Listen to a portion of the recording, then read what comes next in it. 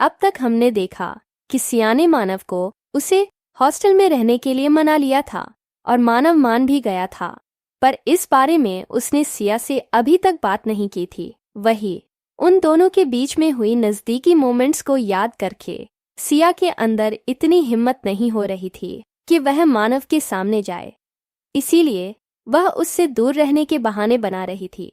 पूरा दिन बीत गया था, पर सिया अपने कमरे से बाहर नहीं आई। हर बार कुछ न कुछ बहाना बनाकर वह अपने कमरे में ही रुक गई थी। रात का डिनर का समय था और इस बार भी ध्यान पढ़ाई का बहाना बनाकर खाना अपने कमरे में ही लाने के लिए बोल दिया था। डाइनिंग टेबल पर मानव अकेला बैठा हुआ था। आसपास का माहौल काफी डरावना हो गया था। सभी सर्वेंट डर के मारे एक कोने में खड़े थे। वही मानो बस अपनी लाल आंखों से उस सीट को देख रहा था जहां पर सिया बैठा करती थी और जो इस वक्त खाली थी। मानव ने एक गहरी सांस ली और एक झटके से अपनी जगह से उठकर सीधा अपने स्टडी रूम की ओर चला गया।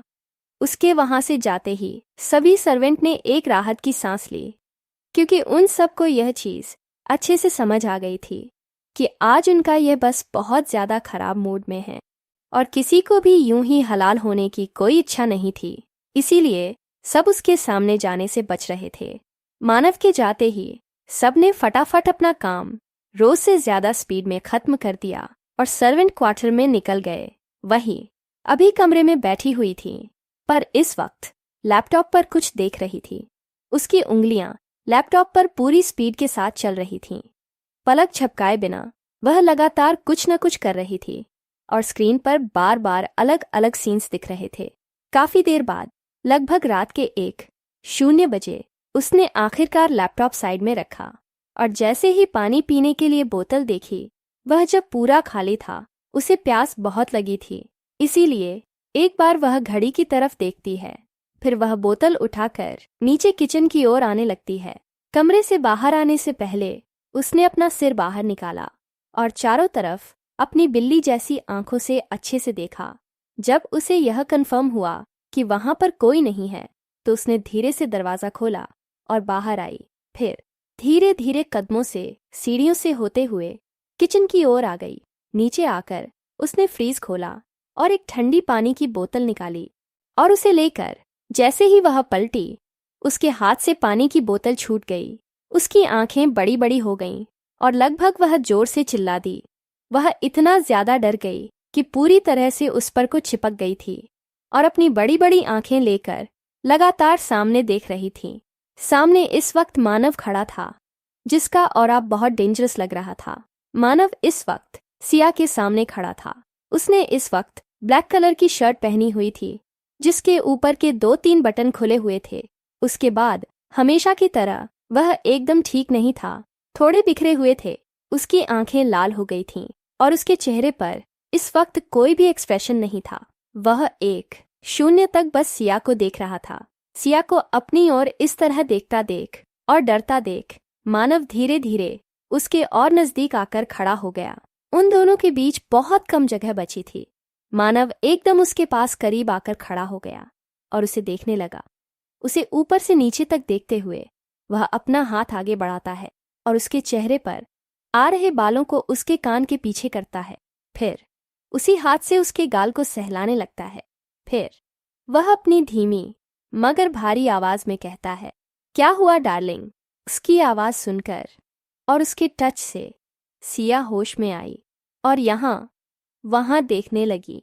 जब मानव ने उससे पूछा क्या हुआ, उसकी आवाज से और उसके पास से आ रही मेल से उसे यह पता चल गया था कि शायद मानव ने स्मोक किया था और शायद थोड़ी ड्रिंक भी की थी।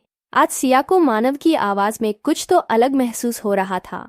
वह उसकी नजरों से नजरें ना मिलाते हुए यहाँ वहां देखते हुए बोलती है, कुछ नहीं, मैं तो बस यहाँ पानी लेने आई थी। यह बोलकर वह वहां से साइड से खिसकते हुए निकलने की कोशिश करती है। तब मानव उसके उस तरफ अपना एक हाथ लगाकर उसका रास्ता रोक लेता है। सिया दूसरी ओर भी अपना हाथ लगाकर उसका रास्ता रोक लेती है। इस वक्त सिया मानव के दोनों हाथों के बीचों बीच फंसकर खड़ी हो गई थी। मानव अपना एक हाथ उसके गाल पर रखता है और अपने अंगूठे से उसके गाल को सहलाते हुए उसकी आंखों में देखते हुए कहता है, मुझसे दूर क्यों भाग रही हो? मेरी आंखों में क्यों नहीं देख रही? कुछ हुआ है मुझसे? यह दूरियां क्यों बना रही हो? उसके सवाल सुनकर पहले तो सिया ब्लैंक हो गई, पर फिर अपना सलेवा भटकते हुए उसने एक बार मानव की आंखों में देखा, पर ज्यादा देर तक नहीं देख पाई। उसने अपनी नजरें नीचे कर लीं और अपने हाथों को आपस में उलझाते हुए अपनी घबराई हुई आवाज में कहती है, ये तुम क्या कह रहे हो? ऐसा तो कुछ नहीं है, मैं तो बस थोड़ी बिजी थी। मुझे लगता है तुम्हें कुछ गलत फहमी हुई है। मुझसे अब घबराहट और बेचैनी होने लगी थी, क्योंकि मानव के इतने करीब होने से और उसकी छुअन की वजह से उसे बार बार स्टडी रूम में हुई उन दोनों की वह नज़दीकियां याद आ रही थीं, और पता नहीं क्यों यह सोच सोचकर उसके अंदर एक अलग ही बेचैनी पैदा हो रही थी। उसके गाल नाकाम थे, धीरे धीरे लाल हो रहे थे। जैसे जैसे वह इस बारे में सोच रही थी, मानव अपने सामने खड़ी उस लड़की को देख रहा था जो कब से अपना सिर झुकाए खड़ी थी और घबराहट के मारे अपने हाथ आपस में उलझा रही थी, यहाँ वहां देख रही थी। उसे देखकर मानव उसकी चिन को पकड़ता है और उसके चेहरे को ऊपर करता है। उसके ऐसे करने से सिया को ना चाहते हुए भी उसकी आंखों में देखना पड़ता है, पर इन सब से उसकी दिल की धड़कन काफी तेज हो गई थी। मानव उसके पास यूं ही खड़े होते हुए कहते हैं, तुम्हें पसंद नहीं आया? तुम्हें अच्छा नहीं लगा? सिया उसकी आंखों में देखते हुए डरते डरते कहती है, क्या पसंद नहीं आया? क्या अच्छा नहीं लगा?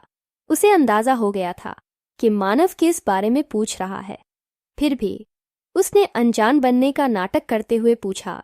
उसकी बात पर मानव उसके कान के पास अपने होंठ ले जाते हुए कहता है, तुम्हें नहीं पता मैं किस बारे में बात कर रहा हूं।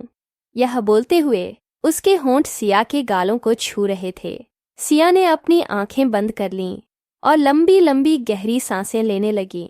मानव अभी भी उसी तरह उसके नजदीक खड़ा था और उसके कानों पर अपने होंठ फिर आते हुए पूछ रहा था, डार्लिंग, मैंने कुछ पूछा है, जवाब दो। यह बोलते हुए उसने उसके कान पर हल्के से बाइट किया। उसके ऐसे करते ही सिया के हाथ उसके चेस्ट पर आ गए और वह गहरी गहरी सांस लेते हुए कहती है, खड़ूस, ये तुम क्या कर रहे हो? प्लीज ऐसा मत करो, प्लीज। यह बोलते समय वह लगभग हाँफ रही थी। मानव अपना चेहरा उसके चेहरे के सामने लाकर अपनी सांसें उसके चेहरे पर छोड़ते हैं। उसका जवाब दो, क्या तुम्हें मेरा यूं नजदीक आना, फिर उसके गाल को सहलाते हुए मेरा छूना, फिर धीरे से उसकी फोटो को किनारे से छूटे हुए, हमारी यह नजदीकियां पसंद नहीं है, अच्छा नहीं लगता? बताओ मुझे उसकी इन सवालों का क्या जवाब दें। सिया को समझ ही नहीं आ रहा था, क्योंकि उसके लिए ये सब बहुत अलग और नया था। उसने कभी इन सब चीजों के बारे में सोचा ही नहीं था। पर एक बात वह अच्छे से समझ रही थी कि मानव का यूं उसके करीब आना, उसे छूना, उसे कभी बुरा नहीं लगा या कुछ गलत फीलिंग नहीं आई। उसे हमेशा से यह बहुत सहज लगा था। पर यह सब क्या है, क्यों है, इस बारे में उसे कुछ पता ही नहीं था। इसीलिए वह अपनी फीलिंग उसे बता नहीं पा रही थी।